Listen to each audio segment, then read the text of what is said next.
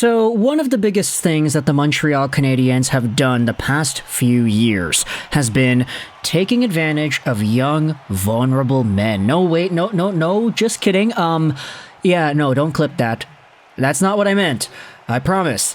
Today, we're talking about the Montreal Canadiens and how, over the past few years, they've taken advantage of younger NHL players who have been in certain precarious situations, either with their developments in their hockey teams, or guys who straight up just might have needed a change of scenery.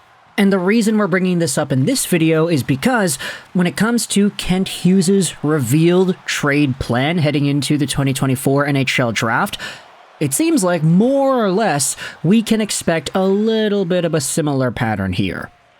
Now, what exactly do I mean? Let's go over onto this article published on Montreal Hockey Now from about a week ago by Marco D'Amico, talking about how the Canadiens' Kent Hughes has hinted at increased trade activity this summer.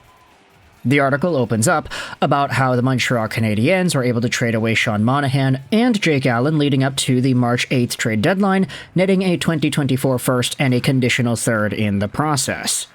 Adding those picks to their growing collection over the next two drafts has equipped the club to improve their club further this summer, and that's exactly what GM Kent Hughes hinted at during this press conference on Friday afternoon.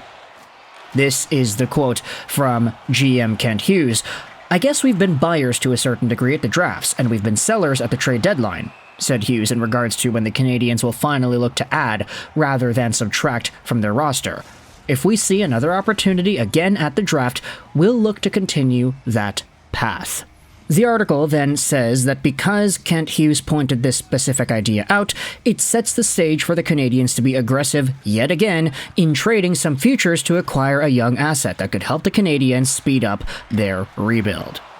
Now, before we dive into the draft conversation, because for sure there's a conversation to be had there, who the Canadiens are going to take, what draft pick they're going to have, etc., it's all a song that we have heard before, but when it comes to the guys that the Canadiens have gotten in the past few years with these kinds of moves, the easy pattern to spot here is the Canadiens targeting guys who are young and who may be somewhat disappointing on their teams. Guys who have potential, but guys who, for lack of a better term, are kind of slow in their development.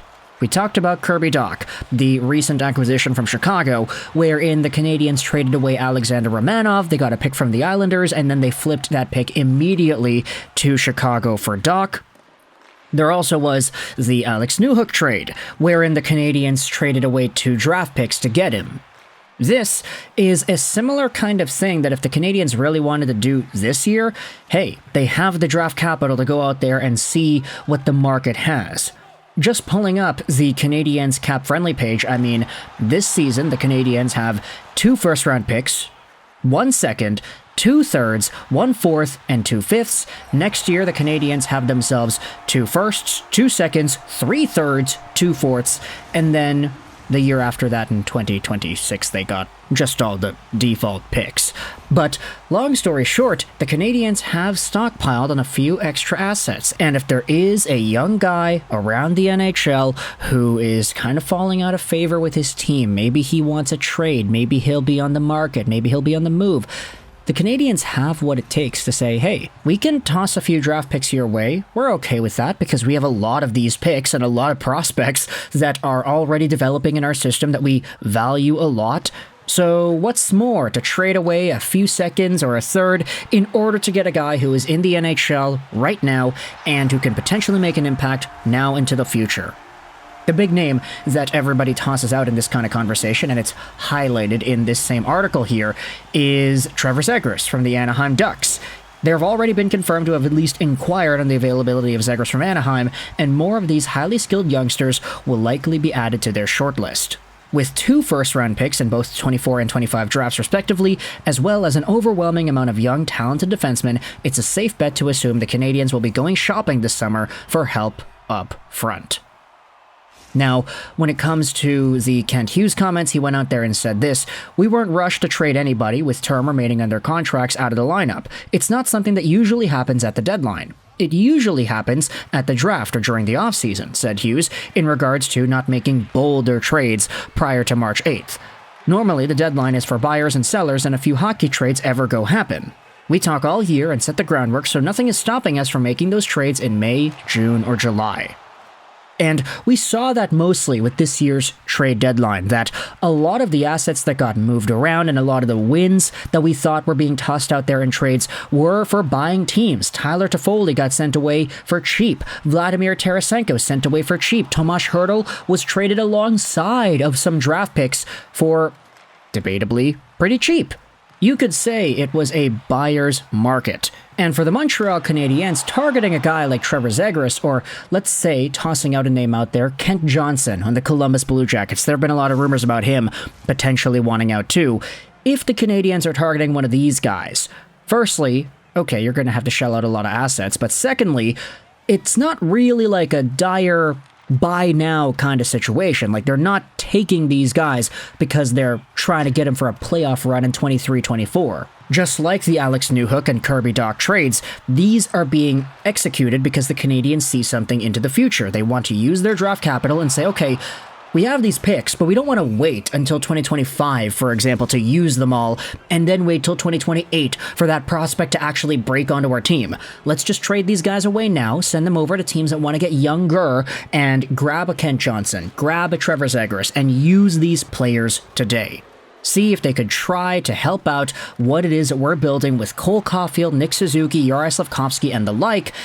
And the Blue Jackets are happy because they can kind of reset, you know, they have some extra draft capital, they can use these new picks and get guys that they feel are going to be valuable, and if they feel like their timeline for success is going to be later down the line, then they're not having an unhappy asset in their system, for lack of a better term, rotting away, quote-unquote. And so, with this idea in mind, I want to pose the ultimate question to Montreal Canadiens fans that are tuning into this video that are anticipating the Flames and Canadiens game that will occur later today when watching the Habs of 2023-2024. What kind of player are they away from fully making things right? You talk about the Kirby Dachs, you talk about the Newhooks. Is it really as simple as just, oh, we gotta wait till Dach comes back? Wait till that guy is a part of the team again? Or is there some more picking that you could go out there and choose for another young guy, maybe a 2019 draftee like Trevor Zegras, to add on with Newhook, Caulfield, and Dach? Or does Kent Johnson make sense? You want to talk about what Trevor Zegras is in Anaheim, Kent Johnson could potentially be that too, just with a little bit fewer years of experience because he is a bit younger. Because, as we had talked about a few videos ago, with the way the Montreal Canadiens top 6 is shaping up today, like right now with all the current injuries and all the current guys doing their thing, take a guy like Josh Waugh, for example. He's so good in the Canadiens top 6 right now as a rookie, as a 5th round pick from just a few years ago in his first year of pro hockey. Take a look at how good he is and how good he could potentially be as his career goes on, and think, what if that guy was on the 3rd line? What if you had a first line of Suzuki, Caulfield, Slafkovsky? Okay, you had a second line of, let's just say, Newhook, Dach, and somebody else. You have Waugh on the 3rd line, and then whomever else it is that you wanted to toss into that conversation. If you have yourselves depth to the point that players like Josh Waugh are on your 3rd line, you probably have a pretty good hockey team. And you talk about all this building towards the future, right? Slafkovsky, Suzuki, Caulfield doing their thing, getting older, getting more mature, Caulfield recovering from shoulder surgery, Slafkovsky getting better, Josh Waugh experiencing more years as a pro hockey player. This is a pretty good young core. And the Canadiens have a chance to do something better with it upon their acquisitions of certain guys at this year's draft. Of course, nothing is guaranteed, but according to Kent Hughes, according to the sentiments about draft picks, prospects, and the past, seems like trades are coming. So, let me know your thoughts in the comment section below about young guys the Montreal Canadiens could target, should target, and will target. Do you think Trevor Zegras is the next domino to fall? Do you think a guy like Kent Johnson could be tossed in there too? Thoughts in the comment section below. I hope you enjoyed this video. And bye.